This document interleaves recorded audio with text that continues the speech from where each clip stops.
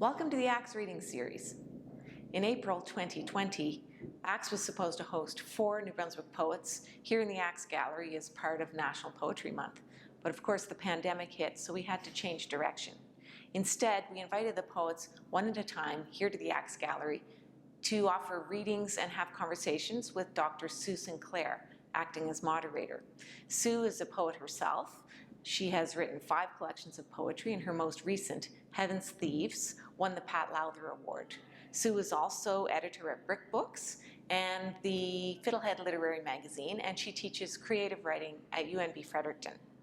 I hope you enjoy these readings and conversations, and I appreciate your patience as this technology is new to ACTS and we're figuring it out as we go. Thanks very much and enjoy.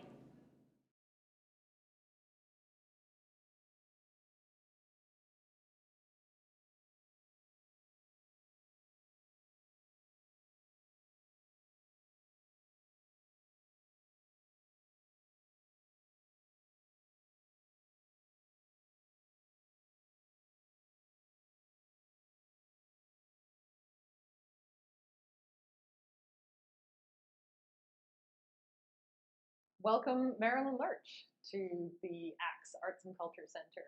Thank you so very much for having me. Lovely to have you here. So for anyone who doesn't know, Marilyn Lerch was raised in the States, educated in the States as well, and then did a bunch of educating in the States for several years, more than 20 years, right, as a teacher. Moved to Sackville in 1996.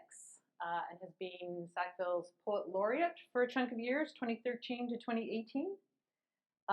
She's the author of 5 collections of poetry.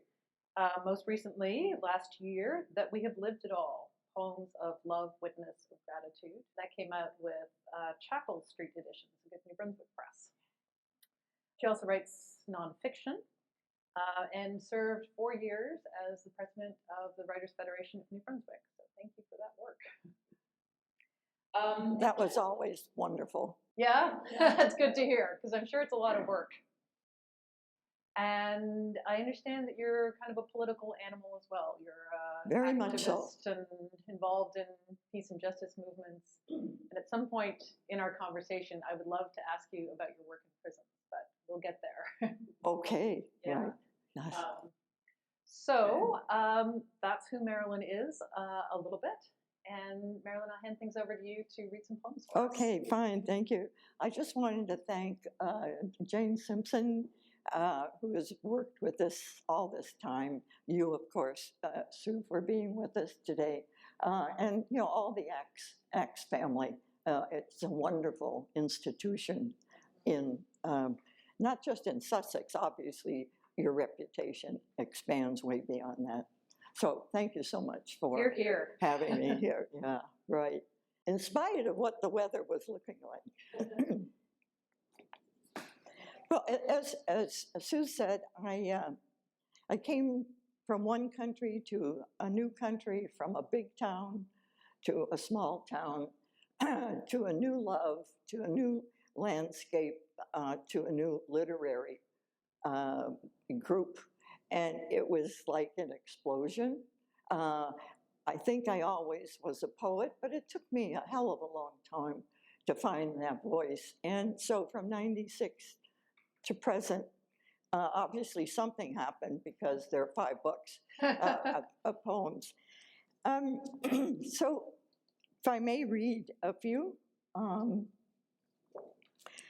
When I came to Sackville, I met some wonderful people, and in That We Have Lived It All, I wanted to memorialize one particular person who was Jamie Gripton, who was the United Church minister and a friend of mine.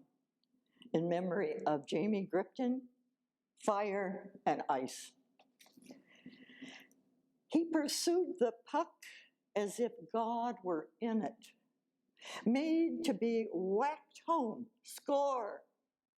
The rev was all glory and affirmation, ordained in camaraderie, fearless competitor and playful, his loves ferocious, Cohen and Dylan and justice. One speed all out, whether wielding the hockey stick or a machete. Yeah, he did that once in Tim Hortons while reading a Jamaican poem. Just one of the Rovers happened a plainclothes cop sipping a double-double, suggested that's a lethal weapon guy. And Jamie sheathed his zeal. Only time. God in his grip, or gripped by God, same thing. Kneeling in prayer, Jesus, can't we move things along faster? Or on his knees reciting a love poem to an elderly Drew resident, same thing. A hipster minister, down to earth and far out. Once on Christmas Eve, we stopped by the Upper Sackville Church, wood stove ablaze, and Jamie in white robe and rainbow doublet welcomed us, his eyes joy brimming as if angels had descended. That's how he made you feel, good and worthy. Cancer whacked him, and he lay for months in bed, not forsaken, but speaking of Suzanne at the river and matters philosophic with an old friend. Then he moved out, left Christine and the girls, moved into a seriously whimsical eternity where our minds end and Jamie's God begins. I was happy to work with Mary Tagarikis, who started Morgaine House in Pointe Claire, Quebec. And we're still close friends. The publishing house is gone, like so many small ones, but she brought me along to editions. We worked together. And Moon Loves Its Light was the first. And I want to read just one poem from it, but it's a real favorite of mine. Louise Gluck wrote a poem to a wild iris. And I was reading Wade Davis's description, one of my favorite Canadian writers, a description of this Amazon, of the lily of the Amazon, giant phenomenon. And I thought, okay, what Louise did was speak as the lily. And that way she had a double-pronged thing. She had the audience, and she had herself revealing herself. Well, the giant lily of the Amazon just asked to be dramatized, as you will see. And so that's it. The speaker is the giant lily of the Amazon. When I lift above still water at dusk, and open as if sprung, I swoon in the profusion of my enormous white petals, holding all the light, my scent and heat rising to a pitch you can't imagine, opening to the world like this, shaping night to a lush spiral, nor can you imagine closing over a swarm of beetles that feed in darkness deep in my starch and sugar-laden gynoecium. I live to be eaten, revel in my prodigal beauty, hundreds of world stigma and stamen quivered by captive wings, petals that blanch, blush, bruise, cueing the cycle. With reason, you fear my extravagant sensorium, weaned as you've been so long from ecstasy, reduced to an ego's desperate bleat. That which has been undone in you, mystery and measure, In me tendrils as I open to falling light precisely at sunset, and just before my honeyed lovers leave, release swirls of pollen.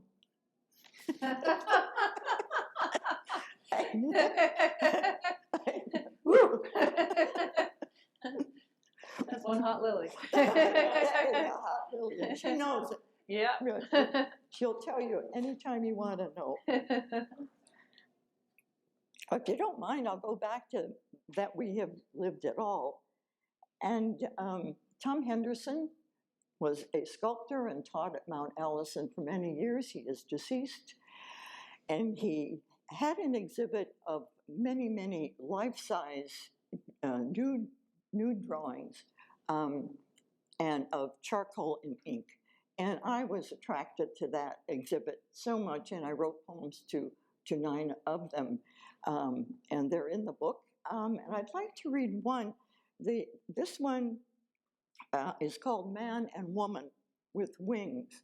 And the woman is hunched, and the man is over her and hunched behind her. And I took it as a metaphor not only of male-female relationships that still need work, but ourselves in connection with any other. It seemed to work.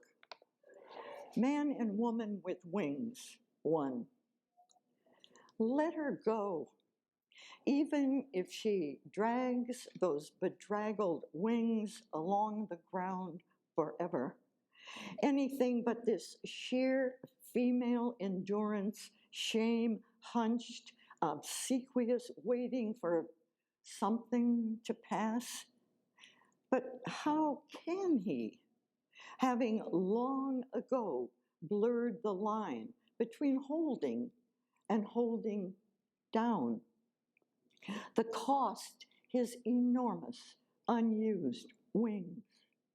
And how can she even imagine having freedom approach from the rear, animal markers everywhere, his muscled breastplate hot against her back, power down flowing from radical beak through sinewy neck and shoulders?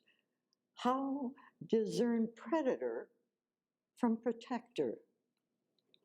2. It's an old species dream to fly and be whole. One of the last lessons will be to fall into forgetfulness and meet randomly like high circling hawks, playing in the grace and daring of the other. I can stop there for a moment. If you would. I was just thinking, I hope that's true. that will be one of the last lessons that we're allowed to fall into forgetfulness and meet randomly like high circling hawks, playing in the grace and daring of the other. I don't know. Yeah, I was very much reading this as a Me Too poem, with the first part how discern predator from protector and the holding and holding down. And then the second part felt to me like the hope that there's some better way of moving forward together, right? Oh, definitely. Oh, yeah. Oh, yes, always. So I thought perhaps I could ask you how things have been going for you during the pandemic as we sit here socially distanced from each other, and particularly around your poetry life. Like, how is poetry sustaining you? Is it sustaining you? Has your relationship to poetry altered in this time? When it began, excuse me, it was an incredible relief. It was to be in a cocoon. I was enjoying it tremendously. And it was that voyeur of looking out. Well, the place was going to hell in a handbasket, but being in that nice Western secure little cocoon in Sackville and looking out. So I did a lot of keeping a pandemic journal, kind of like, what was that 18th century one about anyway, can't remember. So I was doing. And this is a new thing for you. Like, you don't normally keep a journal. I do keep a journal always, but this was just picking up on things that were happening everywhere and trying to make a little something out of it. No poems. Yeah. Hasn't been poetry writing for a year. But you see, in a way, Sue, I have been thinking about this all my life. Robert Frost says, not every philosopher is a poet, but every poet is a philosopher. and I think it's true that somehow or another, eventually, you're going to get to some bottom lines. And if you've lived 84 years, like I have, well, you've had some time to think. Yeah. So there was, I've always been thinking about the place of our species in the universe. And obviously COVID puts that right in the middle of it. And I've been talking and writing about this for a long time, that the COVID is within climate change, which I call earth heating. Yep. It's my word for it, earth heating. And that is embedded in a global economic system that is failed and is not taking care of the common good anywhere. And I'm just adamant about that. So COVID was kind of like not, oh, this is something new and surprising. This is what we do. Right. This is what we've been doing. Well, it seems very clear that COVID is like, it's almost functioned like an X-ray to kind of show up all the weaknesses in how we've been doing with taking care of each other, right? Absolutely. And all the ways that we're failing and just like flashing lights now, it seems. That X-ray metaphor caught on right away, and people understood it right away. Yes, X-ray. Here we are. All the falsities and the points where there is division. There they were. Tell me about earth heating rather than climate change or climate crisis is what I'm hearing now. But why say earth heating? It's just what is happening, and I just, climate change is bad enough, but it's a little more neutral. But earth heating. I was reading a writer who wrote The Uninhabitable Planet, and he said at 45 degrees Fahrenheit, that if you are outdoors breathing normally, your lungs burn up, period. You're gone. That's if the temperature of the planet, I think, was 2 or 3 degrees, Well, I think we're probably there, moving beyond that. So, I would love it if you could tell me about your experiences working in prisons. And just to say that Vietnam, I was in the States, and I was doing that work for 8 years and teaching. And I thought, that at one point I thought, well, I might be doing this for an awful long time. It just seemed to go on and on anyway.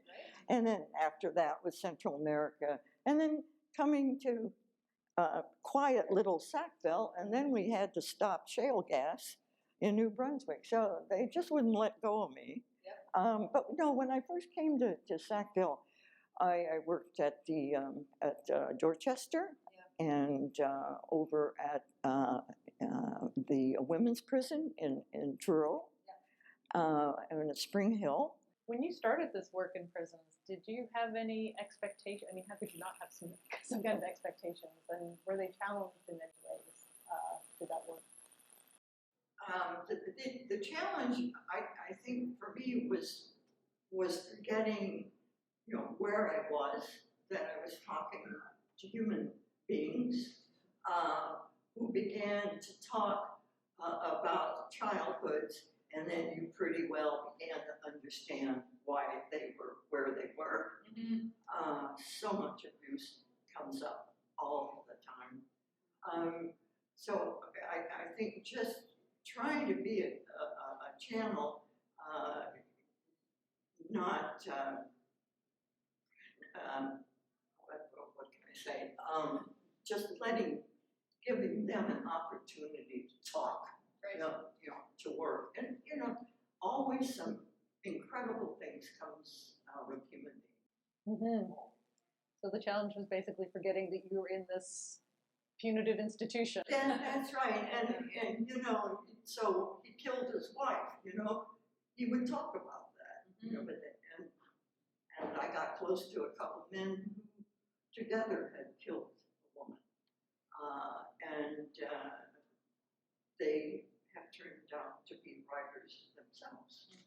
I'm not taking credit for that, I'm saying that there was that moment.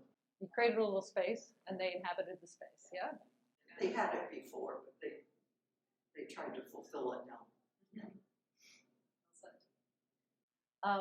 Perhaps this would be a moment for you to read some more poetry? Yes. We know about the murder on the Orient Express, right? We do. This lead us. This is called Murder on the Internet. You're 13, lovely reddish brown hair, clear skin, and bountiful heart. But you must have made a terrible mistake because drifting through the web, you appear collaged in a tight dress, not yours, anytime written across swelling breasts, not yours, that push up toward the sweetest smile, yours. The trapdoor slams and there is nothing familiar, past or future, all is present and tenuous, and that is the beginning. Words fall, curl, dry up at the feet of this new real. And whoever has the chutzpah to turn the tables at 13 or run to mama when the forbidden comes in your night dreams? What is left but WWW eyes and all eyes imaging you abroad or at home? Self-set in stone by others, a commodity desired or spoiling on the shelf? How can inwardness form when what you feel no one thins to no value out there, nothing to face or face up to? The weight of weightlessness is who you are. Follow the logic.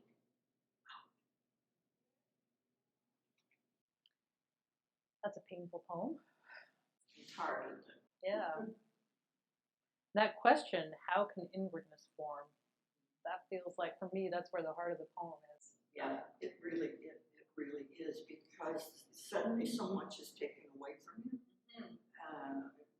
heart or soul, and it's being, you know, televised, as it were, and you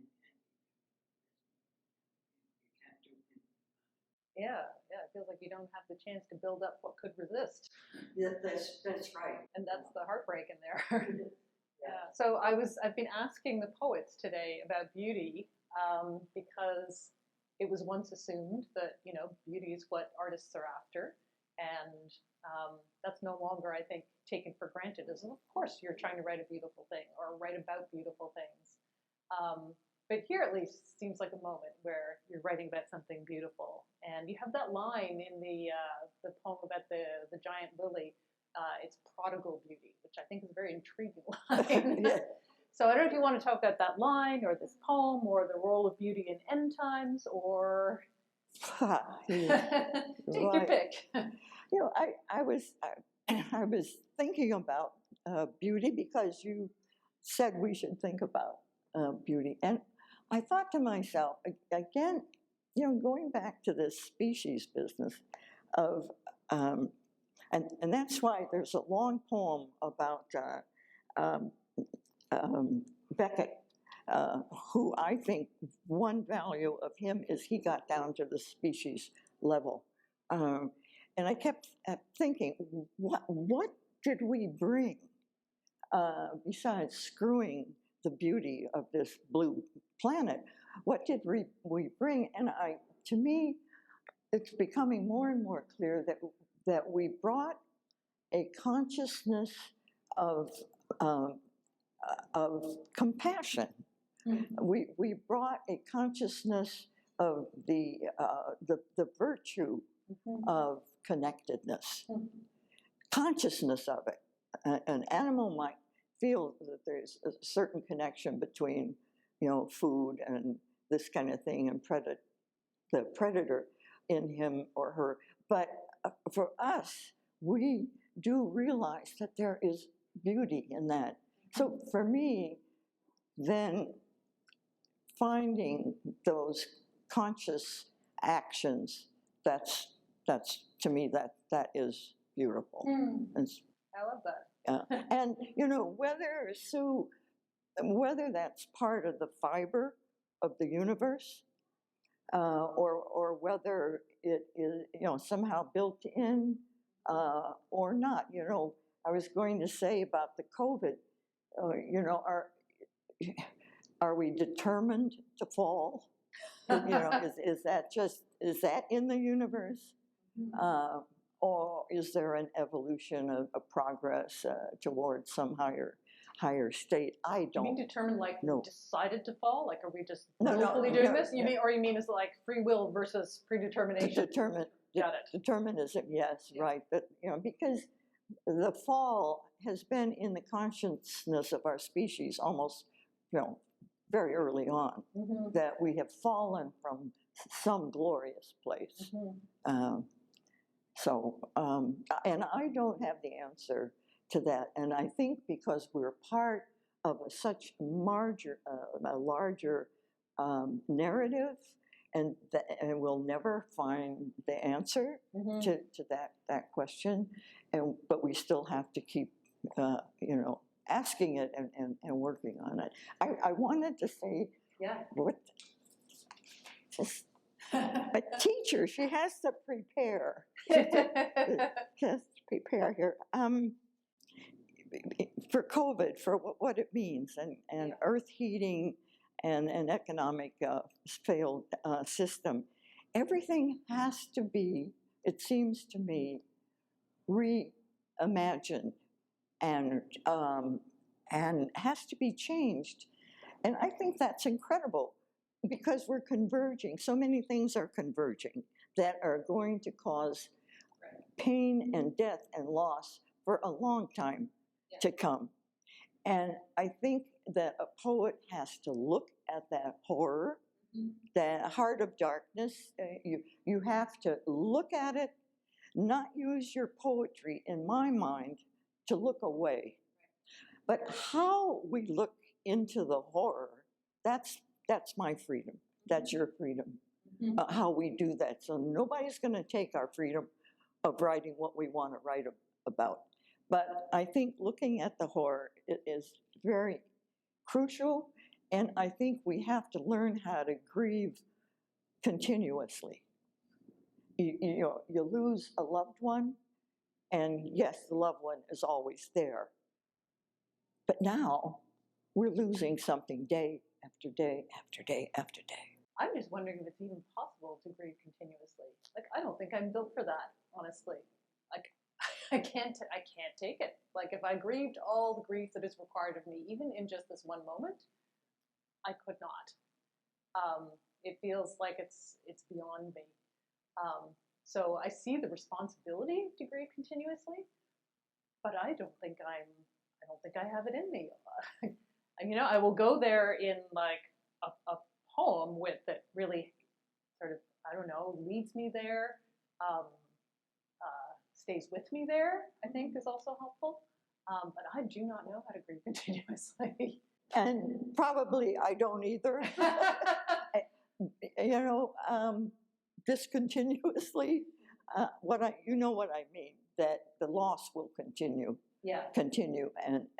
and that's really something we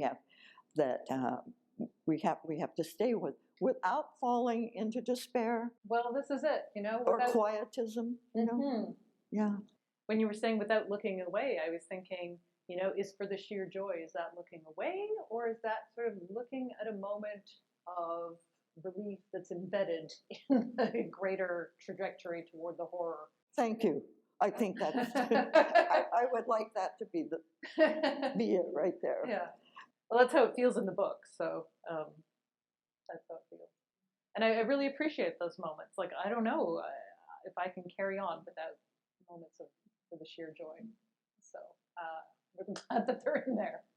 Well, and you know, and the other thing is we live in the Western world, and that's, you know, looking at the horror, grieving, and then understanding that I have a roof over my head, and I have a love and security and food, and the world, you know, 270 million people are on the verge of hunger. Okay, Yeah. The fact that trillions of dollars have been made during COVID and put in the hands of a few people.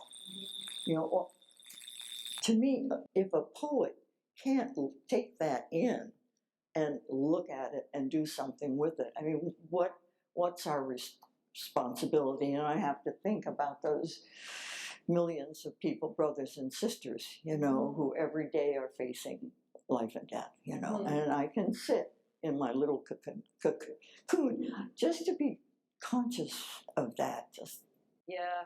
And here I am saying, you know, I can't make the effort to grieve continuously. And, you know, there are lives that are pretty close to grieving. You know, it's not an option to not grieve continuously in some ways. Yeah.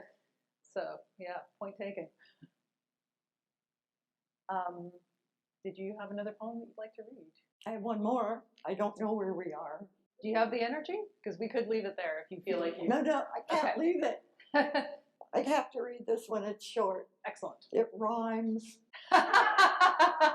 Well then, bring it on. It's from Witness and Resist. Unfortunately, these books, you know, they're not available anymore. Got to do something about that. This is called For Janet, the Morning Light Holds Silence.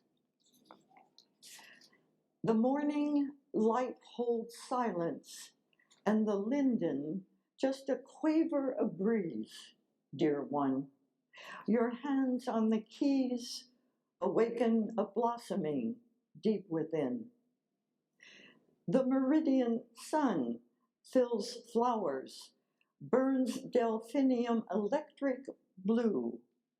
One drop more in our brimful cup, and love overflows in gratitude. As day bends into evening, and autumn summons sienna and gold, our lives, like a shining scythe, gather the harvest of our souls. When snows lie deep at Beauséjour, and moon ascends the night, when fox and owl appear without us, love, may our words and music linger a while in this luminous, magical light. That is lovely closing poem. Something different from the darkness. Well, I've really appreciated the kind of emotional range that you've carried through the poems that you chose to read. You know, that we've, I feel like I've experienced a lot of different feelings and thoughts about the world and how to be in it. So I appreciate that. I think I'll say thank you, and we'll leave it at that. Susan, I thank you so much, and I look forward to you and I having conversations about prison and many other things Hear, hear. in the near future. That sounds great. Thank you. Wonderful. Thank you.